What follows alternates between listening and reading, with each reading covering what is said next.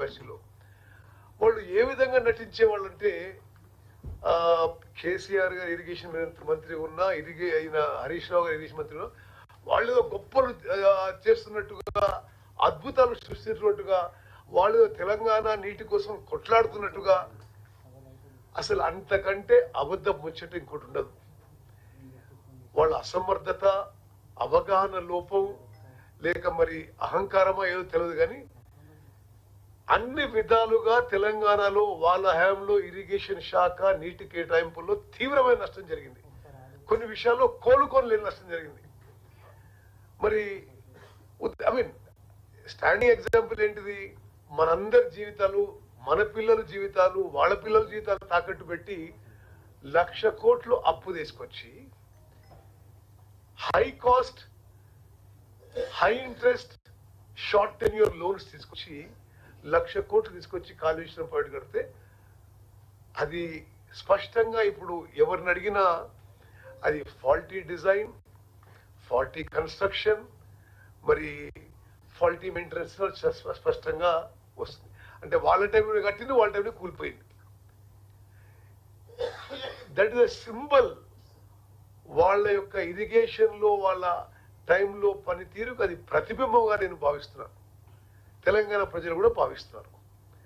అయితే ఆ తర్వాత కూడా నేను చూసానంటే సరే మేము కూడా డిసెంబర్ 7, 2023లో ఈ శాఖ బాధ్యతలు వహించి ఆ తర్వాత క్రమక్రమంగా మా అవగాహన పెంచుకుంటూ సరే గతంలో ఏం జరిగింది, మేమేం చేయాలనే విషయాన్ని మరి పెంచుకుంటూ పోయాము. నేను స్టడీ చేస్తే, డీప్గా స్టడీ చేస్తే మీకు కొన్ని విషయాలు చెప్తున్నాయారా, అసలు వాళ్ళు ప్రతి విషయంలో టోటలీ అసలు మరి అవగాహన లేకనా, అసమర్థతనా, లేకపోతే ఆలోచన లేకనా నాకు తెలియదు కానీ చాలా తీవ్రమైన నష్టం చేసినారు. మేము వచ్చినాక ఆ నష్టంలో కొంత పూర్తి చేయడానికి ప్రయత్నంలో కూడా వాళ్ళు తట్టుకోలేకనో, ఓర్వలేకనో, మరి లేదా పవర్ పోయిందని ఇంకా కోలుకోక ఏదో అడుగులు మాట్లాడుతున్నారు. ఉదాహరణకి ఈరోజు హరీష్ రావు గారు గోదావరి టు బంకచెర్ల విషయంలో ఏదేదో మాట్లాడిండు. అసలు ప్రాజెక్టు కట్టినట్టు, నీళ్లు తీసుకుపోయినట్టు, మేమేం చేయనట్టు. అసలు ఇంకా ఆ ప్రాజెక్టు అంటే అది ఒక వర్డ్ అన్నాడు, అలా 200 TMCలను ఏపీ తరలించుకుపోతుంటే మీరు మౌనంగా ఎదుర్కొన్నారని. అసలు 200 TMCలు కాదు, 1 TMC కాదు, ఒక చుక్క నీళ్లు ఈ ప్రాజెక్టులో ఎవరు ఎక్కడికి తీసుకుపోలే. అదేమన్నా ఆయన ఆలోచన చేసిండు, ఆయన లెటర్ రాసిండు, దాని మీద కౌంటర్ లెటర్ రాసినాం.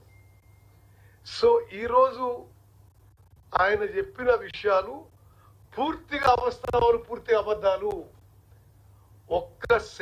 ఒక్క TMC నీళ్లు, ఒక్క చుక్క నీళ్లు గోదావరి బంకచెర్ల ప్రాజెక్టులో ఇటు నుంచి అటు కదలే, అటు నుంచి ఇటు కదలే. మేము విషయంలో చాలా అలర్ట్ గా ఉన్నాం. నేను మీకు ఈరోజు మేము ఇప్పటికే కేంద్రంలో ఉన్న water resources minister CR Patil గారు, కేంద్ర ఆర్థిక శాఖ మంత్రివర్యులు నిర్మలా సీతారామన్ గారికి రాసిన లేఖ కాపీ కూడా మీకు విడుదల చేస్తున్నాము.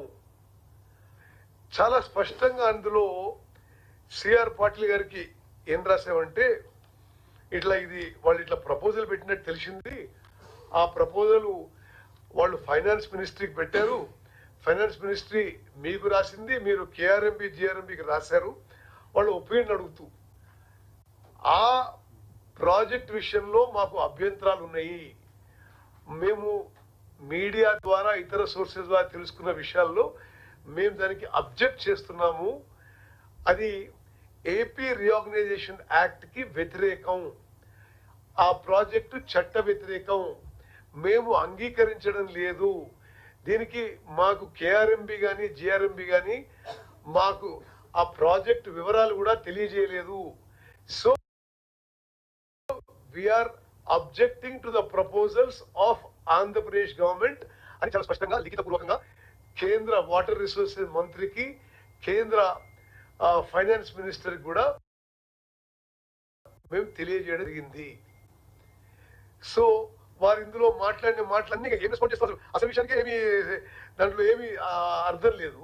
ఆయన తతిమ ఏదేదో మాట్లాడిండు, అవన్నీ ఏపీ సీఎం కేంద్రానికి నిధుల కోసం రాసిండు, మరి రాసిండేమో, మరి అసలు దానికి అనుమతులు లేవు, కేంద్రం ఒప్పుకోలేదు, కేఆర్ఎంబి జిఆర్ఎంబి పర్మిషన్ లేవు, మేము దానికి ఆల్రెడీ అబ్జెక్ట్ చేస్తున్నాము. అదేవిధంగా నిర్మలా సీతారామన్ ఎక్కడి నుంచో పైసలు ఇస్తుంది అది అంటున్నాడు. మరి నిర్మలా సీతారామన్ గారి మనసులో ఉన్న మాట వీరికైతే తెలుసుకున్నది. కానీ మరి మేమైతే స్పష్టంగా నిర్మలా సీతారామన్ గారికి కూడా ఈ ప్రాజెక్ట్కి మా అభ్యంతరాలు ఉన్నాయి, ఇది ఏపీ రీఆర్గనైజేషన్ యాక్ట్కి వ్యతిరేకం, ఇది ప్రాజెక్టు ఇల్లీగల్ అవుతుంది, దీనికి నిధులు కేటాయించొద్దు అని స్పష్టంగా నేనే లెటర్ రాసిన. ఆ లెటర్ కాపీ కూడా మీకు విడుదల చేసిన.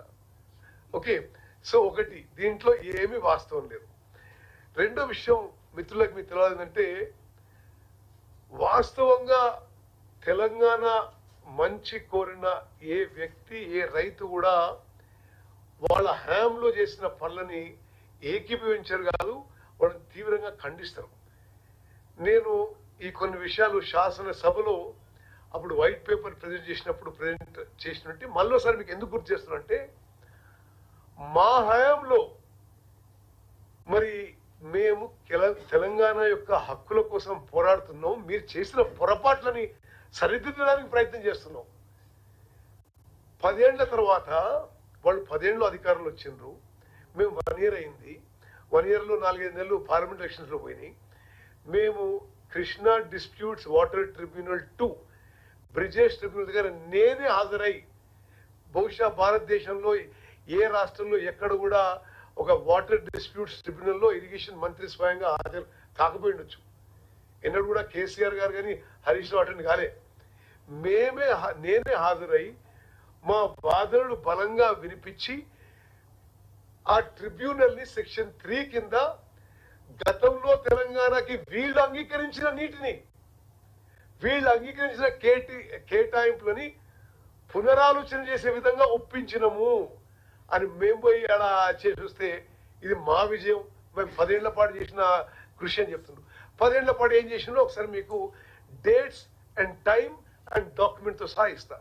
మీకు ఇప్పుడు ఇచ్చిన డాక్యుమెంట్లో ఇచ్చిన అది శ్రీధర్ గారు అందరికి ఇచ్చేసి మీకు కేంద్ర ప్రభుత్వం యొక్క మినిట్స్ ఆఫ్ ద మీటింగ్ కూడా ఇస్తున్నా.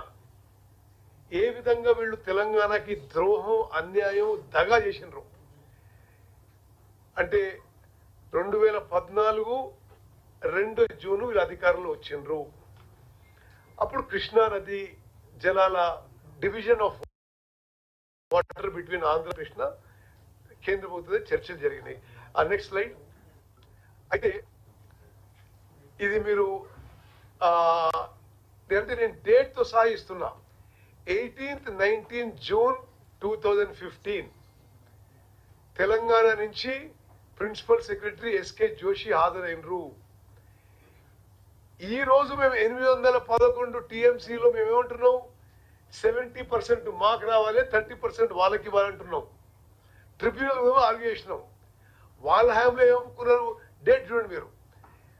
18-19 జూన్లో వాళ్ళు హాజరైన మీటింగ్లో వాళ్ళు తెలంగాణకి 299 సరిపోతాయి, ఆంధ్రాకి 512 టీఎంసీ ఇచ్చుకోండి అని చెప్పి తెలంగాణ ఇంట్రెస్ట్ పర్మనెంట్ గా డ్యామేజ్ చేసింది ఆనాటి ముఖ్యమంత్రి, ఆనాటి ఇరిగేషన్ మంత్రి అని చెప్పి నేను మనవి చేస్తున్నా.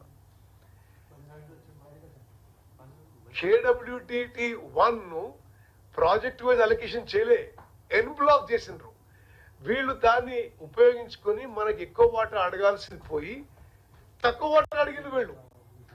ఎంత తీవ్రమైన నష్టం ఇది, ఎంత తెలంగాణకి ఎంత మోసం జరిగిందో ఆలోచన చేయండి. మీడియా మిత్రులకు నేను ఏమన్నా చేస్తుంటే, దయచేసి నేను చెప్పే విషయం మీరు జాగ్రత్త విని మీరు కూడా అర్థం చేసుకొని ఈ సబ్జెక్ట్లో మళ్ళీ ఏమంటే అడగండి. కానీ ఆయన ఇది అన్నాడు ఈయనడు కాదు, మేము చెప్పింది నిజం, వాళ్ళు చెప్పింది అబద్ధం. సో ఆ కవరేజ్ కూడా అట్నే ఉండాలని చెప్పి కోరుకుంటున్నా. సరే, అయితే తెలంగాణకి వాస్తవంగా కృష్ణా నదీ జలాల్లో 70% కేటాయించాలి. ఎందుకు? ఏ నదీ జలాలు కేటాయించినా it is based on catchment area, it is based on drought prone area, it is based on basin population and cultivable area. అయితే మనకి 70% అడగాలి, వాళ్ళకి 30% ఇవ్వాలి. ఇది పోయి మాకు 30% కాదు మీకు 70% చెప్పిన మహాశయులు ఈ పెద్ద మనుషులు ఈరోజు మాట్లాడుతున్న వాళ్ళు. సో ఈ డాక్యుమెంట్ మినిట్స్ మీటింగ్ కూడా మీకు నేను ఇవ్వడం జరిగింది. Okay, next slide. మరి ఆ తర్వాత